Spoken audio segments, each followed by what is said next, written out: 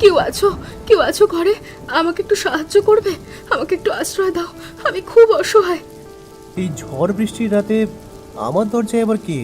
কেউ আবার কোনো বিপদে পড়েছে নাকি? তুমি কে? এখানে কি করছো এত রাতে? আমাকে একটু আশ্রয় দিন, বাইরে অনেক ঝড় বৃষ্টি হচ্ছে, আমি কোথাও থাকার জায়গা পাচ্ছি না, আমাকে একটু দয়া করে আশ্রয় দিন। তোমাকে তো চিনি না, কোত্থেকে এসেছো? আর তোমাকে আশ্রয় বা দেবো কেন? তোমার যাওয়ার কোনো জায়গা নেই? আমার যাওয়ার কোনো জায়গা নেই, আমার অবস্থাটা একটু দেখুন। এই ঝড় বৃষ্টির রাতে এই অবস্থা, আমি কোথায় যাব?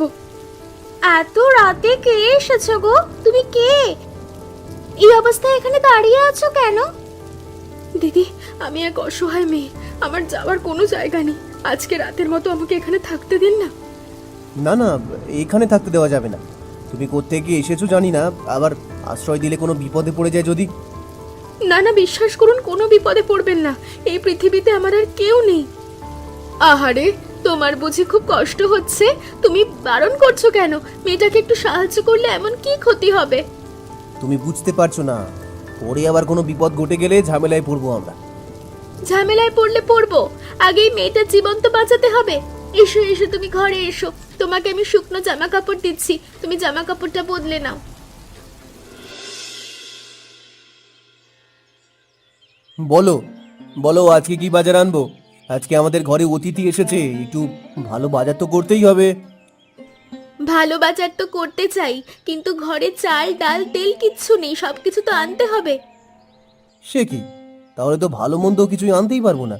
চাল ডাল তেলেই তো সব টাকা হয়ে যাবে। আপনারা আমাকে নিয়ে ভাববেন না, আমি কোনো অতিথি নই, আমি হলাম আশ্রিতা। আপনারা যা দেবেন আমি তাতেই খুশি। নিজেকে আশ্রিতা বলছো কেন? তুমি তো আমাদের বাড়ির অতিথি। আমরা গরিব বলে আমাদের বাড়িতে তেমন কোনো অতিথিই আসে না। তাতে কি হয়েছে? আপনারা যা খাবেন আমি তাই খাবো, ভালো মতো খাওয়ানোর ইচ্ছে হলে কত সময় পড়ে আছে। তা অবশ্য ঠিক, কিন্তু আজকে তোমার প্রথম দিন, একটু ভালো মন্দ তো খেতেই হয়। ওগো তুমি যাও, পারলে একটু মাছ মাংস নিয়ে এসো বাজার থেকে। বড় মাছ আনতে পারবো কিনা জানি না, তবে মাছ আনার চেষ্টা করব। ওই দিয়েই চালিও নাও। ঠিক আছে, সেটা আমি চালিয়ে নিতে পারবো। তুমি এখন যাও আর তাড়াতাড়ি ফিরে এসো। এই অবস্থায় মেয়েটা না খেয়ে বেশিক্ষণ থাকতেও পারবে না। বাবা গো বাবা, আজকে এত দেরি করে জল নিতে এলে যে? বাড়িতে কোনো বিশেষ কাজ ছিল নাকি? হ্যাঁ কাকিমা, বাড়িতে একটু কাজ ছিল, সেই জন্যই জল নিতে দেরি হলো। আসার সময় দেখলাম তোমার বাড়িতে একটা গর্ভবতী মেয়ে হাঁটা চলা করছে। মেয়েটা কেউ হয় নাকি দুঃসম্পর্কের আত্মীয়া? আমাদের আত্মীয় নয়, দুঃসম্পর্কের আত্মীয় নয়। গত রাতে ঝড় বৃষ্টিতে মেয়েটা আমাদের ঘরে আশ্রয় নিয়েছে। হায় সর্বনাশ, এ কি করলে তুমি? না জেনে শুনে একটা মেয়েকে আশ্রয় দিলে, এরপর যদি চুরি টুরি করে সব পালায়? চুরি করে নিয়ে পালাবে কেন? মেয়েটা খুব ভালো, তার উপর আবার গর্ভবতী। এই অবস্থায় চুরি চামাটি করতে মানুষ অবশ্যই স্বাচ্ছন্দ্য বোধ করে না। তোমার কথা মিথ্যে নয়, তবে আমি ভাবছি অন্য কথা। এই যে তুমি আশ্রয় দিলে, মেয়েটা তো অল্প বয়সী, ঘরে তো আবার তোমার স্বামী আছে। স্বামী আছে তো কি হয়েছে? সবকিছু কি মুখে বলতে হয়? একটু বুঝতে পারো না? এমনিতেই জামানা ভালো নয়, পরে দেখো আশ্রিতা হয়ে ঢুকে আবার সতীন হয়ে না বেরোয়। এমন হবে না আশা করি, কারণ মেয়েটা খুব ভালো আর চরিত্রও ভালো। চরিত্র ভালো হলে গর্ভবতী অবস্থায় স্বামী সংসার রেখে এভাবে পথে পথে ঘুরছে কেন? কোনো জায়গায় এখন আকাম কুকাম করে এসেছে সেটা দেখো। কারোর বিষয় কিছু না জেনে আন্দাজে তো কিছু কথা বলা যায় না। সবকিছু যেন ভালো হয় সেটাই আশা করি। আরে রমেশ যে, আমি তো তোমাকেই খুঁজছি, তোমার সাথে কথা বলার জন্য তোমাদের বাড়িতেই যাব ভাবছিলাম। কেন কাকিমা, কি বিশেষ কিছু হয়েছে নাকি? বিশেষ কিছু তো অবশ্যই আছে। শুনলাম তুমি নাকি কোন মেয়েকে ঘরে এনে উঠিয়েছো, মেয়েটা নাকি আবার গর্ভবতী। আমি ঘরে উঠাতে যাব কেন? আমাদের বাড়িতে গত রাতে মেয়েটা আশ্রয় নিয়েছে, আমার বউ আশ্রয় দিল। আমি তো বারণ করেছিলাম। ও সব সাজানো গোছানো নাটক আর কতজনকে বোঝাবে বলো? গ্রামের সবাই এখন জেনে গেছে তুমি একটা মেয়েকে ভাগিয়ে এনেছো। আশ্চর্য, আমি কেন ভাগিয়ে আনতে যাব? তাছাড়া মেয়েটা তো গর্ভবতী। সেটাই তো সবার প্রশ্ন, যে এই মেয়েটার বাচ্চার বাবাকে তুমি না অন্য কেউ? হয়তো তোমারই, সেই কারণেই তুমি মেয়েটাকে নিয়ে এসেছো। এবার কিন্তু একটু বেশি বাড়াবাড়ি হয়ে গেল কাকিমা। মেয়েটার বাচ্চার বাবা আমি হতে যাব কেন? আমরা তো মেয়েটাকে চিনিই না। গ্রামের মানুষের মুখ বন্ধ করতে পারবে তো তোমরা? তো কত কিছুই বলবে, তবে মনে রেখো গ্রামের মানুষের কিন্তু মুখ এমনি এমনি বন্ধ হবে না। সেটা তো আমি জানি না। এই গ্রামের মানুষের মস্তিষ্ক হলো বিকৃত।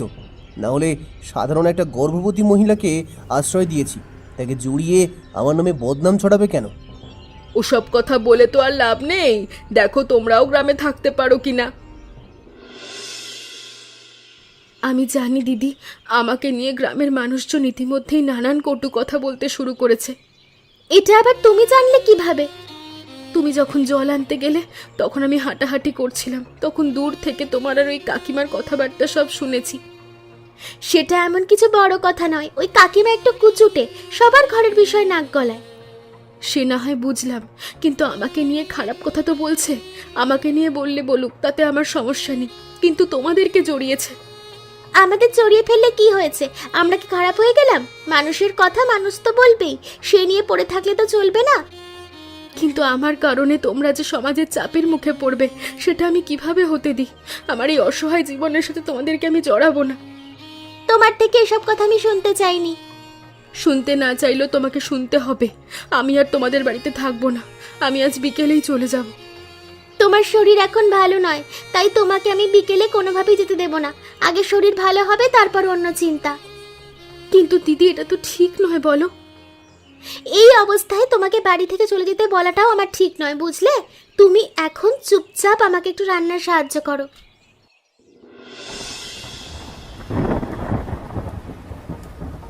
তোমার কারণে তো সমস্ত ঝামেলা হয়েছে। আমি প্রথমে তোমাকে বলিনি আমরা বিপদে পড়ব, ঝামেলায় পড়ব? তুমি তো আমার কথা শুনলে না। আমি মানছি আমি আশ্রয় দিয়েছি, কিন্তু গ্রামের লোকজন এমন কথা বলবে সেটা তো আমি বুঝতেই পারিনি। কেন বুঝতে পারোনি তুমি? গ্রামের মানুষজন যে এমন একটা কথা ছড়াতে পারে সেটা তুমি জানো না? তোমাকে কি বলবো? আমি তো বাইরে কাজ করতেও যেতে পারছি না, এখন কি করব সেটাই আমি ভেবে পাচ্ছি না। মেয়েটা তো বলেছিল এক রাতে ব্যাপার, এক রাত পার হলে চলে যাবে। এখন সে রয়েছে কেন? নিশ্চয়ই তুমি থাকতে বলেছিলে। থাকতে বলবো না কি করব? মেয়েটার শরীর অসুস্থ ছিল বলে তো থাকতে দিয়েছি।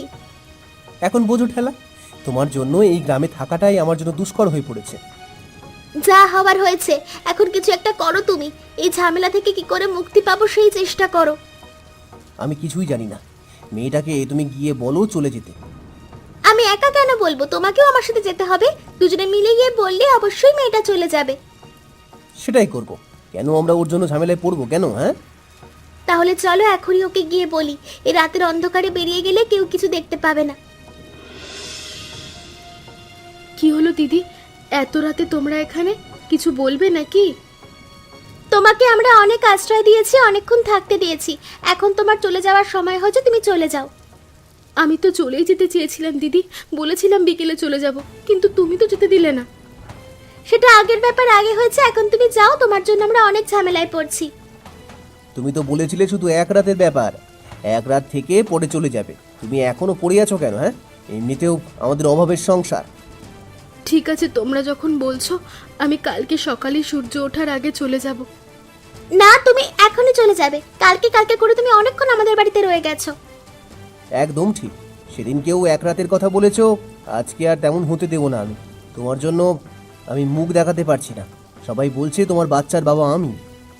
কিন্তু বাইরে যে খুব ঝড় বৃষ্টি, এই ঝড় বৃষ্টিতে আমি কি করে যাব?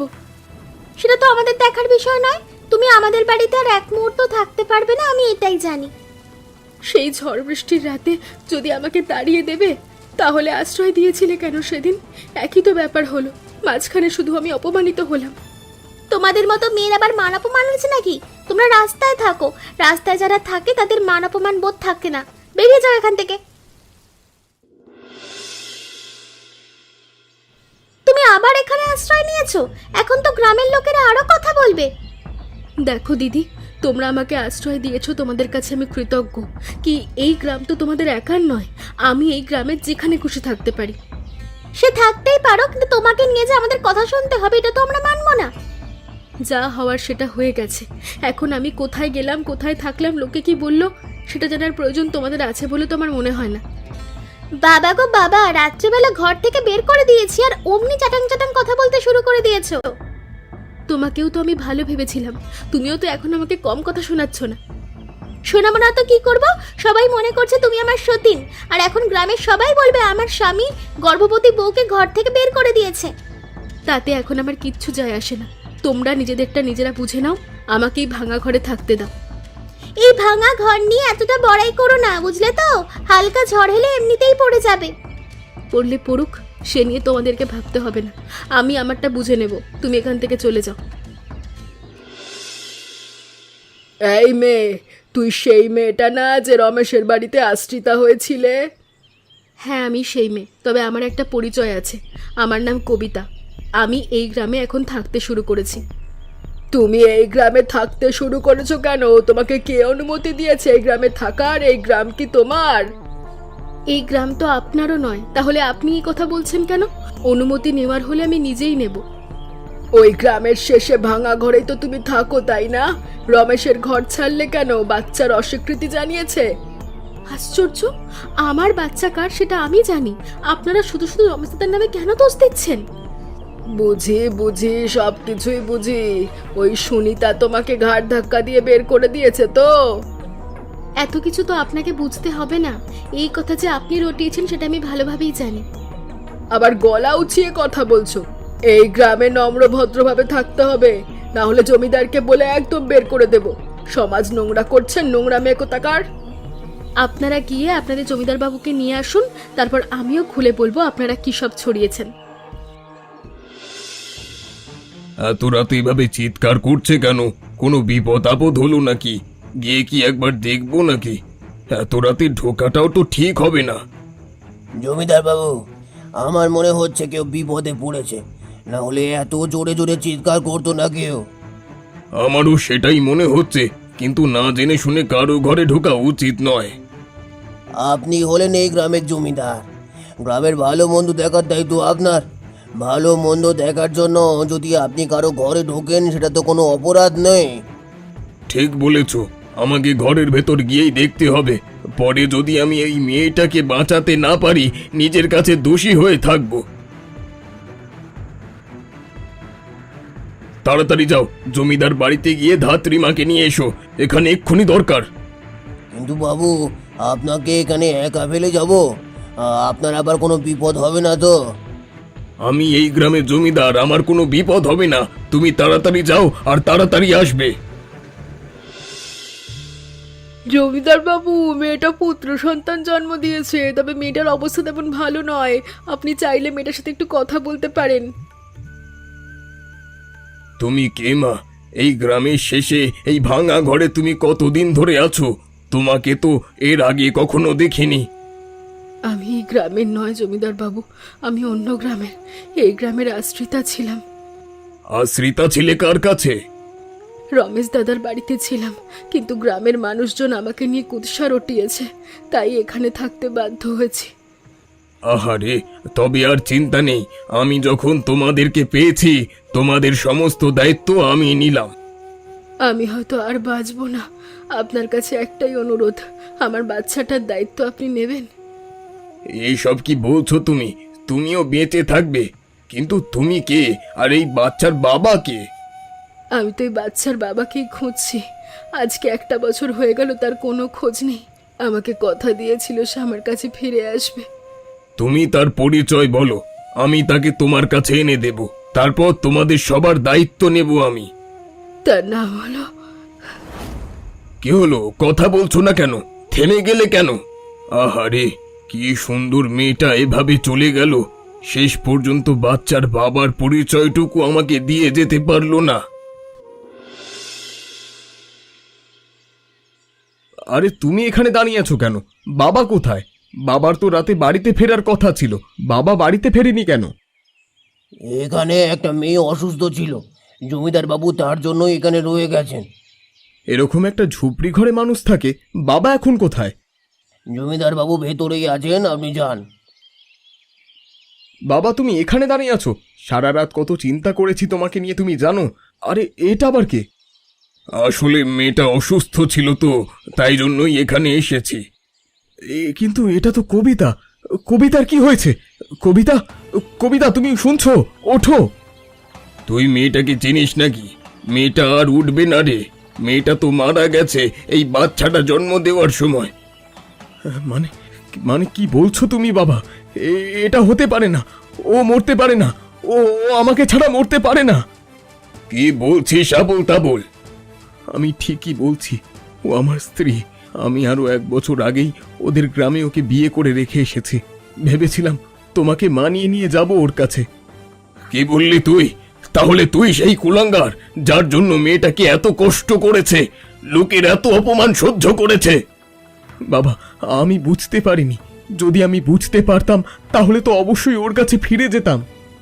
তোকে হয়তো আমি আমার ছেলে বলে ছেড়ে দিয়েছি, কিন্তু কবিতা তো জেনে যেতে পারলো না তার ছেলে তার বাবার কাছেই আছে। তাই কবিতা তোকে কোনোদিন ক্ষমা করবে না। আমার ভুল হয়ে গেছে বাবা, আমাকে ক্ষমা করে দাও। কবিতা, তুমি আমাকে ছেড়ে যেও না। কবিতা, যেও না। আমি আমার স্ত্রীকে বাঁচাতে পারিনি, স্বীকৃতি দিতে পারিনি। গ্রামের লোকেরা তাকে বাজে কথা বলেছে, তবে আমি আমার বাচ্চাকে স্বীকৃতি অবশ্যই দেব। তোর মতো এমন ছেলে আমি জন্ম দিয়েছি সেটা ভাবতেই আমার ঘৃণা করছে। তোর জন্য ওই মেয়েটা মারা গেল। আমি বুঝতে পারিনি বাবা, পরিস্থিতি এমন হয়ে যাবে। আমি তোমার ভয়েই তোমাকে বলিনি। আমি কি করতাম তোকে? আমি কি তোকে মেরে ফেলতাম? আমি তো অমন জমিদার নই, তুই তো জানিস। বিয়েটা তো আর ছেলে খেলা নয় বাবা, সাধারণ কোনো বিষয় নয়। তাই আমি ভয় পেয়ে গিয়েছিলাম। তুমি আমাকে ক্ষমা করে দাও বাবা।